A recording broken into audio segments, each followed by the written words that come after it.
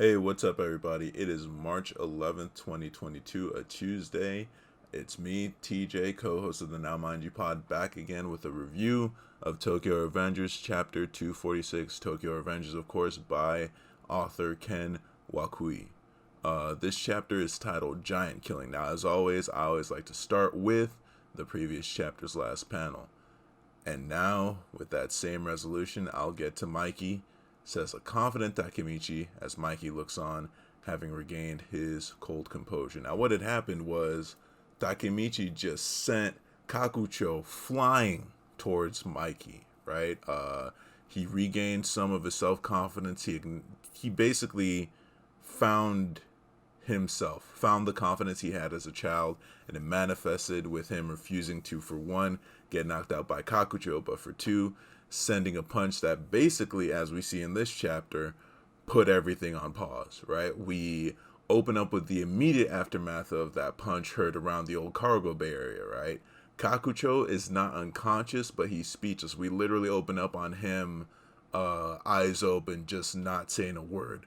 And remember, like right before he got punched last chapter, he had a flashback to a young, confident Takemichi playing superhero, but having that look of determination in his face. Now, as I mentioned earlier, that punch temporarily paused the fight as we see people from both sides, meaning Kanto and Toman, are staring in disbelief. They're stunned, right?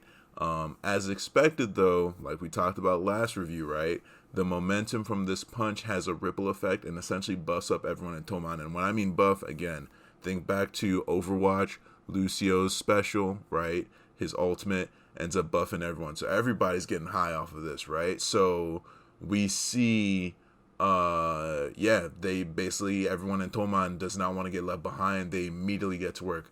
Senju, even to her credit, turns it into a competition, trying to get 100 bodies by herself.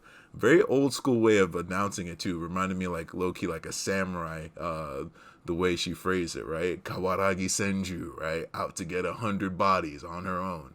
While all this is going down, right? Everybody's getting hyped up. We see Mikey just kind of kneeling over Kakucho, right? He basically asks like, hey, what are you doing, bro? Like, you got to live up to your reputation as Tenchiku's #1 brawler. And then he asks him a very serious question, right? And I'm going to quote it immediately. You think he, by he means Izana, died for this? That's all it took. Kakucho is immediately on his feet, tells him, was like, nah, man, my body was just burning hot. I need to cool off real quick. I had to cool off. He's immediately on his feet, and he beelines right for Takemichi, taking out a few of Toman's key players along the way, talking Chifuyu, Angry Smiley, etc. Kakucho essentially acknowledges Takemichi's strength, and the last panel, you're back, hero. Kakucho is out here beckoning at him, right? Waving him forward with his hands. Think like old school Kung Fu flick style, right? Waves him forward, and Takemichi wipes his cheek, right? Now, prior to this, right, Kakucho basically said Takemichi, and then boom, hit him with that no holds barred, running the pipe cross, right? Takemichi blocked it, then he says all that stuff. Basically, going into this last panel, looks like we're going to be getting Takemichi versus Kakucho round 2. On to my review. This isn't going to be a long review. This might be my shortest one yet since we started the podcast and since I started reviewing Tokyo Revengers for real. Like, I've always had discussions with some of my friends, but you know how it is, right? Basically what I thought would happen during my last review happened, right? Takemichi's knockdown of Kakucho had that ripple effect. However, as a lot of people have guessed, right, I saw it a lot on the Tokyo Revengers subreddit, shout out, Kakucho immediately bounced back.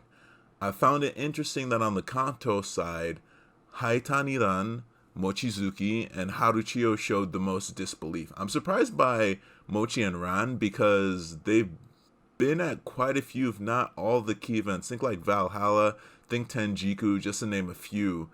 I'm surprised that they were that shocked.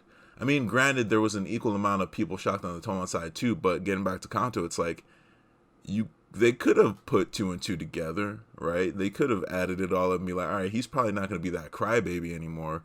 But it is what it is. I mean, to be fair, it was shocking. I mean, maybe they weren't so much shocked at Takemichi's growth as they were shocked at Kakucho getting knocked down. It's Kakucho, right? He's got that reputation that Mikey refers to when he's over there kneeling over and being like, hey, wake up, homie, it's time to go to work. Now, like I said, on the Toman side, we have a few shocked faces as well, right? Peiyan, Pachin, Akun, and his other friend with the glasses, whose name I can't remember right now. Shout out to Senju for calling out the obvious, although we can't forget that she was shocked last chapter too, but she reminds everybody like, hey, this is the dude who challenged Mikey during the middle of the three deities battle, right? Like, what was it? Kanto, Brahman, and I cannot remember the other faction. I'm gonna pull it up right.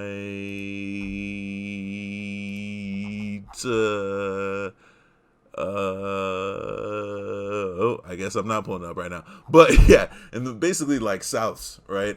South's crew. His crew, right? South's crew. I can't remember their names right now. Somebody's probably gonna tell me in the comments. That being said, though, right? Yeah, she calls out the obvious, but again, let's keep in mind that she was also temporarily stunned last chapter as well.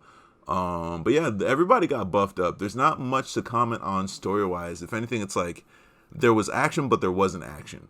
The action was in the fact that everybody was like hella motivated from Takemichi's punch, right? But it was more of a break in that, like, all right, was this really what we thought it was? Like, in the sense, like, if you just think about how it's set up toward the end, we see that we got to figure out whether or not Takemichi's punch was a fluke, right? To make it true. To shout out Braille Skateboarding, because they say that all the time in their videos, right? But one thing I really did appreciate in this, like, action, but not necessarily action-packed chapter was how cinematic the artwork was. Like, just to name a few panels, right? Everyone on Toman is basically taking like these superhuman leaps in ability. Like Chifuyu punching out that one dude hella hard. We see Angry, Smiley, right? We see Taka, Mitsuya, and then Hakai going at it too. And then of course Pachin is just taking out groups of people, right? Peiyan ain't doing too bad either. And of course you got Inui, who just makes quick work of a whole group, folks. Like, I like how the panel just cuts to like that beam of the sky, like probably like holding like power cables or whatever, right? And all of a sudden it pans back down and like all these people are just knocked out. And then Senju's of course making a game out of the whole thing, trying to get to 100 bodies. But yeah, everybody's just taking on these superhuman qualities, which is not, you know, a new thing inside of this story at all, but I just thought it was interesting to note. Like, artwork wise, it was very cool. It does not leave much to the animation or to the imagination when it comes to like how this will look once animated, if that makes sense. I also thought that panel of Kakucho dashing toward Chifuyu on his way to Takemichi was just ridiculous. Like, one step and he's already like 70 feet away. I'm exaggerating, of course, but there was that, and then the panel of just his face and his fist. Like, he looked like a human missile. It was kind of cool. You know, it was probably just a way to illustrate like how low of a stance he had, you know, while he was charging toward this dude. And side note, can Kakucho see out of that left eye of his, by the way? You know, but like I said, makes quick work of Angry, Smiley, Chifuyu on the way. I mean, I guess that's what happened when like Mikey triggers him by, you know, making him recall the trauma of losing his best friend in Izana. You know, Izana died, R.I.P. Fuck Kisaki Teta. Dude was evil to his core. But interesting enough, we have to note that Takemichi did block that punch and got sent back but didn't fall, which is kind of the opposite of what happened with Kakucho, right? Takemichi sent Kakucho to the floor. Here, Takemichi still blocked it and refused to fall. And again, I guess round 2 is either going to make or break the momentum that just got built, right, by this punch from last chapter. And we, the readers, will see whether or not that punch was just a fluke. Now, side note, shout out to Wakui's attention to detail. Even though it isn't completely visible in the second to last page's third panel, you can see the chain of Takemichi's four-leaf clover good luck pendant.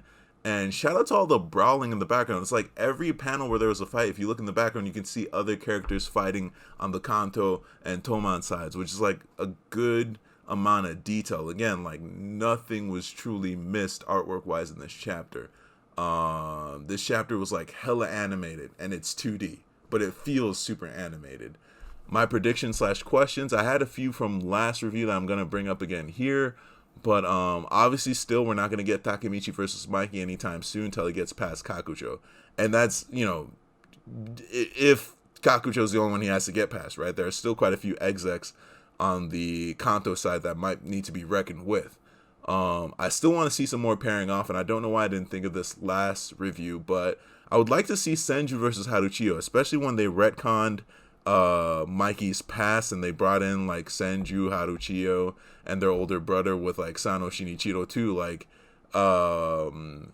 obviously they have, like, I mean, if it weren't for Senju, Haruchio wouldn't have those scars, right? So there's got to be a reckoning there.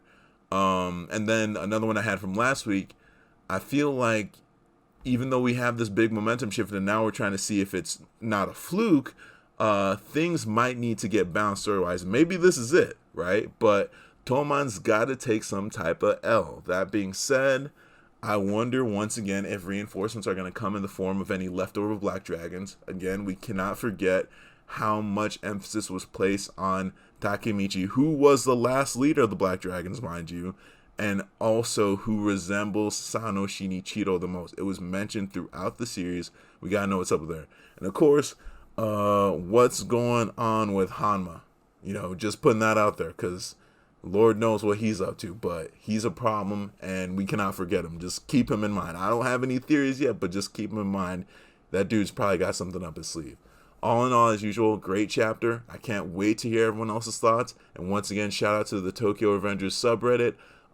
Thank you everyone for giving this a watch and a listen. And if you like what you're hearing, hit up the main podcast, give it a follow at NowMindYouPod on Instagram and pretty much all our platforms. Peace out, y'all.